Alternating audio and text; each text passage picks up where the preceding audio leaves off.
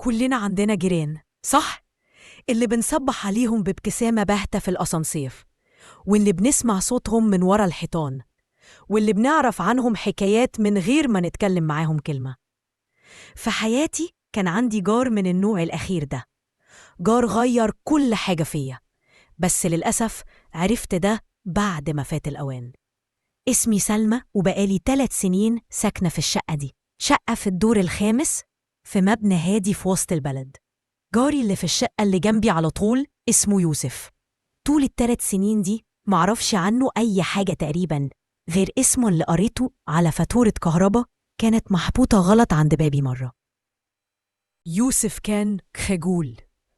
لأ، كلمة خجول دي قليلة عليه. كان عامل زي الظل. لو اتقابلنا في الممر كان بيبص في الأرض ويهمس سلام عليكم بصوت يدوب مسموع. عمر عيني ما جت في عينه مرة واحدة. كان طويل نحيف ودايما لابس هودي وكأنه بيحاول يستخبى من العالم. في المقابل حياتي أنا كانت صاخبة، مليانة صحاب وخروج وشغل ومشاكل وضحك. عالمي كان بره باب شقتي، لكن كان عندي عالم تاني سري، عالم أونلاين، على منتدى للمصممين الجرافيك. كان عندي صديق مقرب جدا، كنا بنستخدم أسماء مستعارة وهو كان مسمي نفسه ظل. ظل ده كان أقرب ليا من أي حد أعرفه في الحقيقة. كنا بنتكلم بالساعات كل يوم عن أحلامنا ومخاوفنا، عن تفاصيل يومنا التافهة وعن أعمق أسرارنا. كان فنان عبقري وكنت بحب شغله جدا. كان بيفهمني من غير ما أشرح ويحس بيا من غير ما أتكلم. كان هو المراية اللي بشوف فيها روحي الحقيقية. في يوم كنت راجعة من السوبر ماركت وشايلة 1,000,000 كيس، وأنا قدام باب الشقة الكيس الورق اللي فيه كل الخضار اتقطع فجأة. الطماطم اتدحرجت في كل حتة، والبطاطس عملت سيمفونية ارتطام على الأرض. جبل مصرخ من القهرة لقيته قدامي يوسف.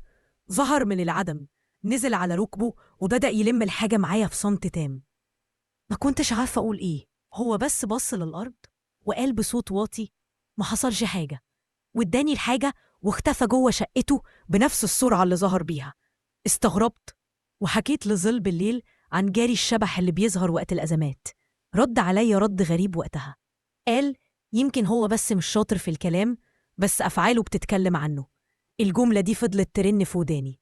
بعدها بكام أسبوع حصل الموقف التاني.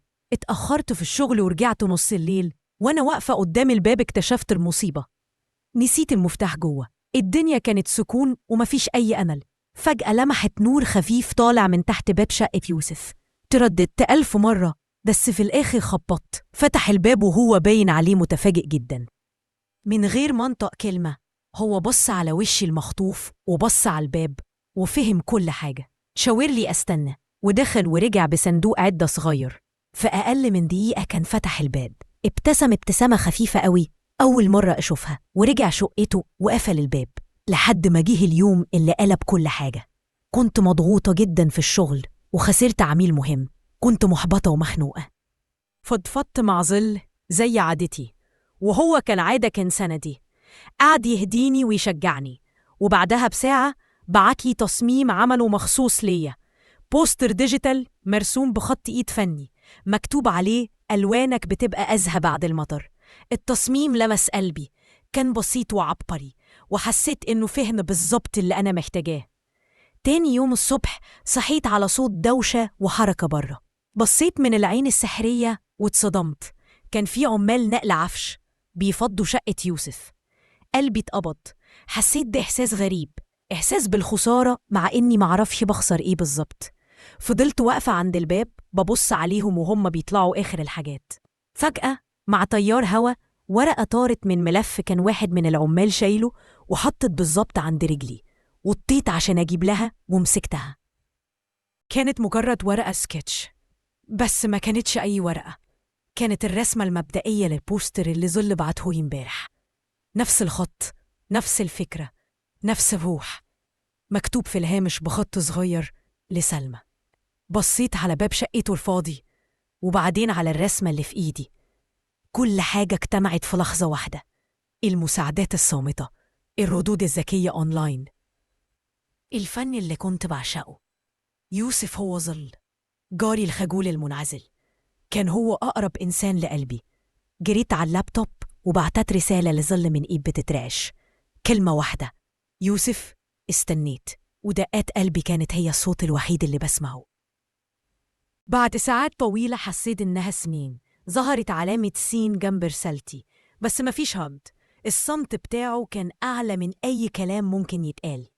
بعدها بأسبوع وصلتني رسالة أخيرة منه: أنا آسف يا سلمى، طول عمري كنت شايفك نجمة منورة، وكنت خايف أقرب نورك يطفي وجودي الباهت. كنت خايف لو شفتيني على حقيقتي هتتصدمي. ولما بدأت أحس إني ممكن أخد الخطوة، كان أوان الرحيل وصل عشان شغل جديد برا مصر. شفتك وانتي بتاخدي الرسمة، أكيد فهمتي دلوقتي، يمكن في حياة تانية. سلام. النهاردة البوستر اللي بعتهولي متعلق على الحيطة قدامي. ألوانك بتبقى أزهى بعد المطر، بس أنا كل ما بشوفه مش بفتكر غير المطر، بفتكر الخسارة اللي ما بتتعوضش، بفتكر إني أخيراً شفته بس بعد ما فات الأوان.